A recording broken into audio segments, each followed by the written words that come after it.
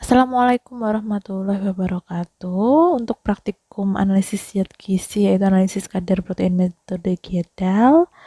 Di sini saya akan menjelaskan adapun kompetensi dasar yaitu mahasiswa mampu dan terampil mengukur kadar protein baik itu basis basah maupun basis kering dari bahan pangan menggunakan metode mikrokidal. Adapun indikator kompetensinya, setelah melakukan praktikum, mahasiswa diharapkan mampu menjelaskan fungsi perlakuan setiap tahap dalam langkah-langkah analisis, menjelaskan mekanisme reaksi dalam analisis protein, menghitung kadar nitrogen bahan pangan, menghitung kadar protein bahan pangan, mempraktekkan setiap tahap prosedur dengan teknik yang tepat. Tujuannya adalah mengukur kadar nitrogen bahan pangan, dan mengukur kadar protein bahan pangan. Ada 3 prinsip dalam penentuan protein metode mikrokidal, yaitu yang pertama destruksi, kemudian yang kedua destilasi, yang ketiga titrasi. Dalam proses destruksi, yaitu mengurai atau mendestruksikan bahan pangan menggunakan asam sulfat, di mana elemen karbon dan hidrogen akan teroksidasi menjadi karbon monoksida dan karbon dioksida serta H2O. Sedangkan untuk nitrogen dari protein akan berubah menjadi amonium sulfat. Pada proses destilasi, amonium sulfat akan dipecah menjadi amonia dengan penambahan natrium hidroksida sampai alkalis dan dipanaskan. Sedangkan pada proses titrasi, amonia yang terdestilasi ditangkap oleh larutan asam standar, yaitu asam borat, yang ditambahkan secara berlebih, sehingga banyaknya asam borat yang bereaksi dengan amonia dapat diketahui dengan titrasi menggunakan HCl 0,01N.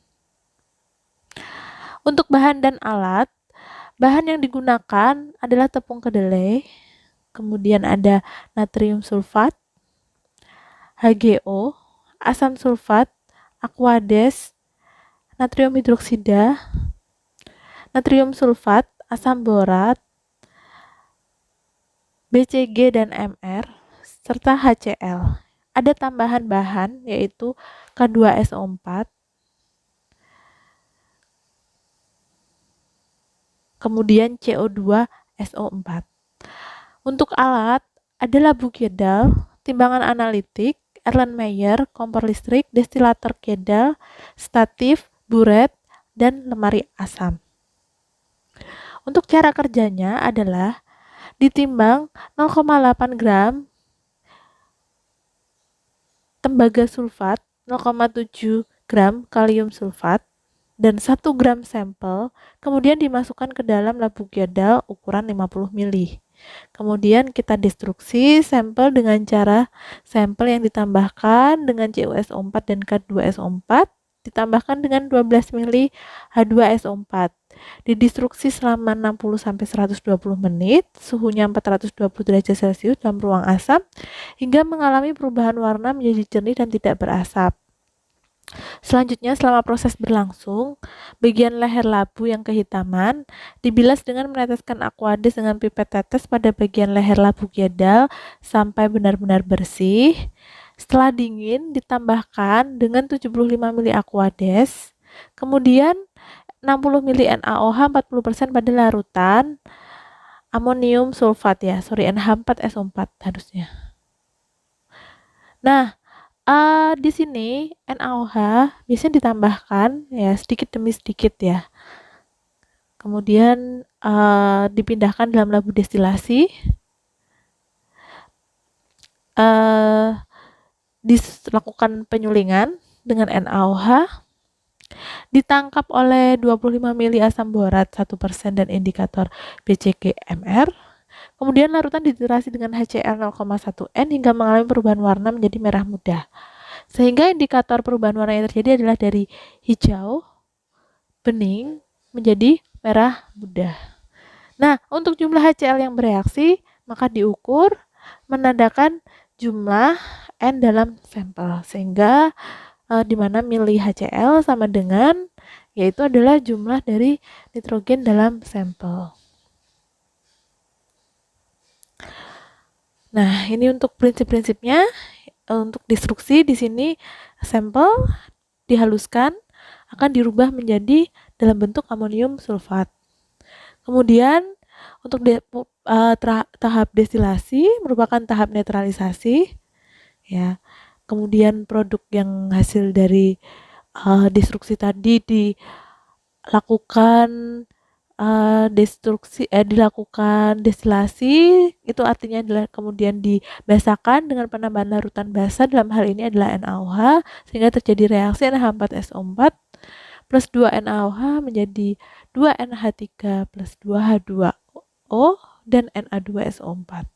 Nah, pada tahap ini terjadi perubahan amonium sulfat menjadi gas amonium yang kemudian ditangkap oleh asam borat berlebih 4%. Maaf, di sini 1% ya. Nah, kemudian membentuk ion amonium dan ion borat.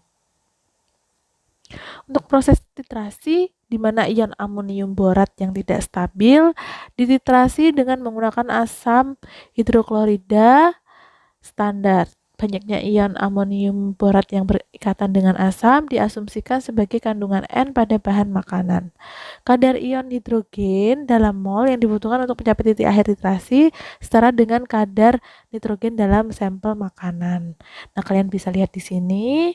Tahap pertama ini adalah proses destruksi, kemudian destilasi atau netralisasi, dan proses titrasi. Nanti silahkan di laporan kalian gambarkan ya metode peralatan yang digunakan untuk analisis metode Kedal ini. Ya, sebagai contohnya seperti ini, nanti silahkan digambarkan, kemudian difoto. Nah, dari foto tadi, kemudian kalian pindahkan ke Word kalian. Jadi kalian gambar tangan, difoto, dipindahkan ke laporan kalian. Untuk perhitungannya, di mana persen dari N kita cari dahulu, kemudian baru persen protein.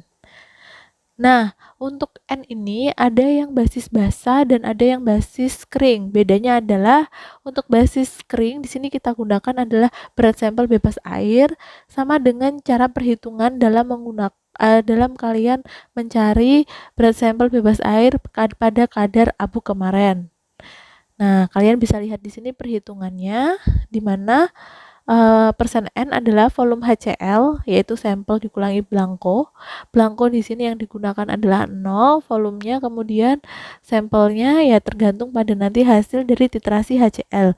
Kemudian dibagi dengan berat sampel di sini dalam bentuk gram, sehingga jika beratnya dalam miligram dikonversikan dulu, yaitu dikali dengan 1000. Kemudian dikali dengan N HCl dikali 14,008 dan dikali 100%. Hasilnya dikali dengan faktor konversi. Ya, ini contohnya, jadi sudah diketahui ya, NHCl-nya, faktor konversinya sudah diketahui. Nah, dari sini tinggal kita masukkan. Dalam analisis, biasanya digunakan adalah basis kering. Jadi di sini yang kita tuliskan di kolom tabel itu hanya yang basis kering, tetapi tidak apa-apa jika dicari yang basis basah. Nanti untuk laporan kalian silakan menghitung dua-duanya ya, baik itu basis kering maupun basis basah. Nah, untuk hasilnya di sini sudah ada hasilnya. Ya, silahkan nanti dikerjakan menurut kelompok masing-masing untuk hasilnya, dan untuk kelompok 11 dan seterusnya, misalnya kelompoknya lebih dari 10, bisa kembali kepada kelompok 1 ya. Jadi kelompok 11 itu menggunakan hasil kelompok 1, kelompok 12 menggunakan hasil kelompok 2. Nah, di sini kita bisa lihat kadar airnya dari sampel kita, yaitu tepung kedelai, sudah diketahui yaitu 4,8%. Baik, sekian pemaparan dari saya tentang analisis kadar protein metode Kedal. Selamat belajar dan selamat mengerjakan praktikum pada pekan ini. Terima kasih. Wassalamualaikum warahmatullahi wabarakatuh.